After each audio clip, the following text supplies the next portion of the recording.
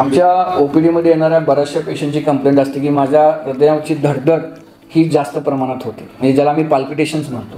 काही पेशंटना असं वाटतं की त्यांची हार्टबीट रेग्युलर नाही आहे, ती इरेग्युलर आहे.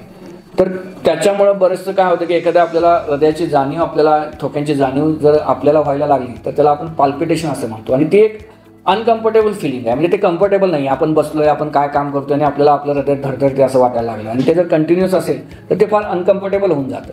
आणि मग त्याच्यामुळे पेशंटचं कुठंच म्हणजे आपलं कुठंही लक्ष लागत नाही की आपण काय करतोय काय नाही, सारखं लक्ष आपलं त्या हृदयाच्या बीटकडे जातं. आता त्याच्यामध्ये काय की हृदयाच्या बीट्स ह्या रेग्युलर बीट्सुद्धा असू शकतात आणि इरेग्युलर बीट्सुद्धा असू शकतात. तर ह्या हृदयाचे जे ठोके आहेत, हा ठोक्यांचा आजार आहे, हा हृदयांच्या ठोक्यांचा आजार आहे. जर हृदयाचे ठोके जर कंटिन्युअसली म्हणजे एकसारखे रेग्युलरली वर खाली जर होत असतील आणि ते जर 30 मिनिटं ते 1 तासापेक्षा जास्त होत असतील, तर हा जो आहे तो नक्कीच आपल्याला डॉक्टरांना दाखवण्यासारखा आजार आहे आणि तो त्याने आपण लगेचच जाऊन दाखवावा. कारण त्याच्यामध्ये 2 गोष्टी असू शकतात. एक बिकॉज ऑफ अँझायटी, म्हणजे सगळ्यात महत्त्वाचं कॉज असतं की जी आपली अँझायटी आहे, स्ट्रेस आहे, त्याच्यामुळे तासभर आपला हृदयाचा रेट हा वाढून राहतो आणि त्याच्याबरोबर आपल्याला बाकीचे सिम्पटम्स जाणवतात. दुसरा म्हणजे एसव्हीटी म्हणजे सुप्राव्हेंट्रिक्युलर टॅकिकार्डिया आपण म्हणतो, की हा एक हृदयाच्या ठोक्यांचा आजार आहे. ह्या हृदयांच्या ठोक्यांच्या आजारामध्ये काय होतं की आपली जी हार्टबीट आहे ते 180 ते 220 या प्रमाणामध्ये कंटिन्युअसली होत राहते.